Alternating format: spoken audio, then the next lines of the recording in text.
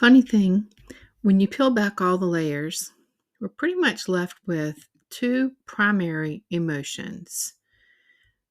That's right. It's kind of surprising a little bit, but those emotions are love and fear.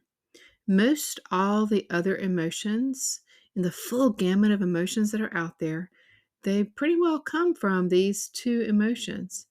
So, emotions such as joy and happiness, acceptance, compassion, etc., these are all derived from love. Yet the emotions of jealousy, guilt, shame, anxiety, anger, depression, those are based in fear. Remember that emotion is really energy in motion. And also remember that our body keeps the score of our emotions. Well, those love based emotions help us during seasons of growth. However, the fear based emotions, they pretty much help us during seasons of survival.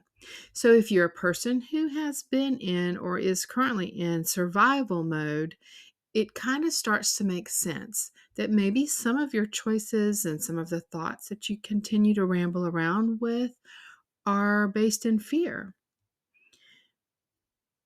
But yet, whenever you come out of that and you start to have the healing that you need, you're going to find yourself making more choices that are based in love. So, emotions, remember, are there to provide us messages and signals.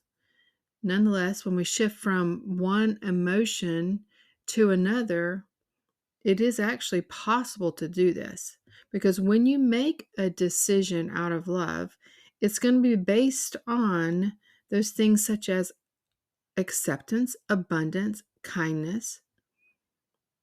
But on the other hand, decisions that are made out of fear are mostly based on scarcity and ego and insecurity. Because remember, fear is a protective emotion. It's designed to help during a survival. It has helped the humans over the course of time living through much tougher and violent times. So, when we are looking at ourselves and we want to consider where are we in between these two emotions, where are we operating the most? You would have to say the true self is really your true identity. Okay, it's the new man. It's whenever you're more vulnerable, whenever you're strong and resilient, when you have awareness, you're coming from a place of abundance and generosity. You're using forgiveness. You're willing to love unconditionally. You have compassion for yourself and others. You're also in a protective mode, helping others, not just yourself. You also are in a place of being able to serve others. You come across as strong and joyful. But however, whenever we operate from that false self, which is like the old man, if you compare it to scripture, it's also based on the ego. That's like the natural man. And we become more protective. It's artificial, defensive. We tend to hide securities. It's weak and self conscious, lacking awareness, lacking judgment, more full of envy, resentful, maybe, and even bitter. Instead of loving, it's more towards hating or disliking. It's also just being indifferent at times and feeling that need constantly to protect self, serve self. It's misery and it lends itself towards depression and weakness. So clearly, when we just look at these two completely different emotions, we know where we want to spend the most of our time and how we want to operate and how we want to show up in our life. Because when we are free from fear, our actual presence liberates others and it is a demonstration of God's unconditional love. We want to be all He created us to be and never hide the gifts He gives us, including our love.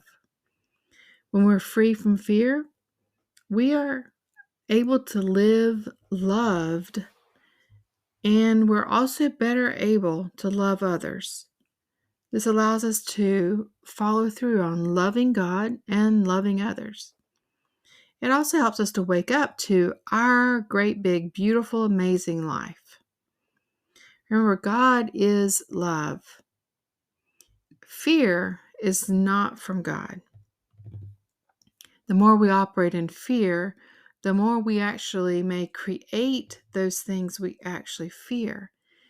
I was recently coaching someone, and as I heard her talk through the things, this intricate plan she had developed to avoid something that she feared, and as she shared the details, I realized that the plan she had was actually going to create the very thing that she feared, and she was going to be isolated and rejected.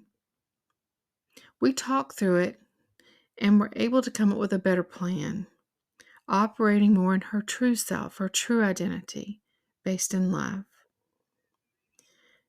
The same story that we've heard before of the two wolves is true here. Because remember, the wolf that we feed is going to be the wolf that grows. So we want to feed the love. We want to think on it, cultivate it, look for all the love we can find. And quite the opposite, we want to starve the fear wolf, okay? We first of all want to recognize it and just take those fearful thoughts captive. Those are the ones to take captive. Anything based in fear is not something we want to allow to stick around. Do our thoughts line up with Scripture, with reality, with truth? Fear can actually be paralyzing. And if you've ever experienced that, it is very difficult to come out of that without having someone guide you through that.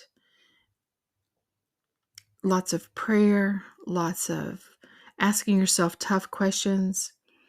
For example, what is your fear stopping you from? What would you be without that fear? You can flip the table and you can choose to move forward in love one little step at a time. Because remember, perfect love drives out fear. When we saturate our lives with love and we walk in love, it actually causes fear to leave. And that's a beautiful thought, isn't it? So when we evaluate our own motives and ask ourselves what is behind our action or our decision, is it love or is it fear? How are we going to walk this out? If we have a decision to make, for example, what I do is I ask myself, which choice is motivated by love, but which choice is motivated by fear? Which answer, which choice will bring the most love and peace to my life or to the lives of those around me? You can start making a list. These are some great things to journal and to really evaluate and spend some time just reflecting on, considering, where do they fall? Are they true self, false self? I love helping clients live as their true, authentic self and learning the tools that will help them when their thoughts are keeping them from doing so. Think of where you spend the most time. Is it in your true self?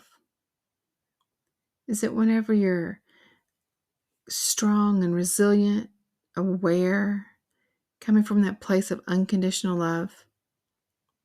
Or are you spending more time in your false self, which is the ego and the natural man, when you feel defensive and weak, lacking awareness and judgment? It's really miserable. And it's definitely from a place of weakness. So, which of these false self traits do you exhibit? And again, on the other side, which true self traits do you walk well in? It would be a great exercise to spend time writing down your false self and true self traits and just evaluate it. Just look over it. And as you ponder this, I'm going to leave you with a line from a song. Your fear doesn't stand a chance when I stand in God's love. So just think on that. Fear doesn't stand a chance when I stand in God's love. Until next time, this is my hope for you. Be sure to subscribe to the podcast and share this podcast. You can find me at stephaniejohns.com or on the gram at The Hope Coach. You can use the links in the show notes below to apply for one-on-one coaching, group coaching, and to join my email list.